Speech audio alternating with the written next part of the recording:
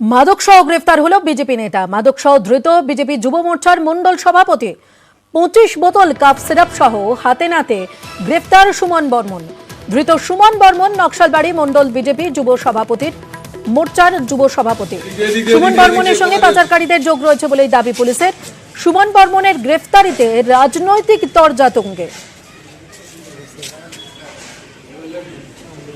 মাদক সহ গ্রেফতার নকশালবাড়ির বিজেপি নেতা। এই ধরনের কাজে যুক্ত থাকলে আইন অনুযায়ী ব্যবস্থা নেওয়া উচিত, এমনটাই প্রতিক্রিয়া ব্যক্ত করলেন বিজেপি বিধায়ক শঙ্কর ঘোষ।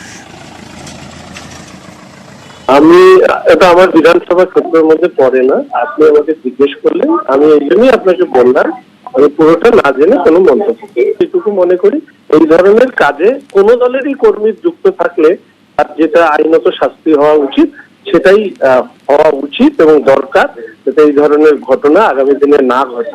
এর আগেও আমরা দেখেছি বেশ কিছু ঘটনা এরকম। আপনাদের অনেকেরই পরিচিত সভাপতি, মনে আছে আপনাদের অনুব্রত বাবুর কথা, তিনি এই ধরনের হুমকি দিতেন, গাঁজা কেস দিয়ে দেবো, এই ধরনের দিয়ে দেবো। এই ধরনের কেস ছিল, সেগুলো তো আমাদেরকে জেনে মন্তব্য করলে মনে হয় আমার পক্ষে ভালো হয়। তবে যদি কেউ অপরাধী থাকে তার শাস্তি দেওয়ার প্রয়োজন বলে মনে করি। এই ঘটনায় তৃণমূল নেত্রী পাপিয়া ঘোষ তিনি কি বলেছেন শোনাবো।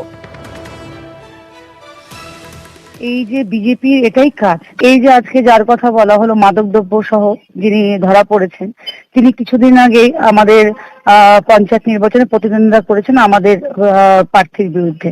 এইভাবেই তাদের একটাই কাজ যে তারা এই সব কর্মকাণ্ডতেই যুক্ত। বিভিন্ন মাদক বলুন, গরু পাচার বলুন, চোরাচার সবকিছুতেই বিজেপি রয়েছে।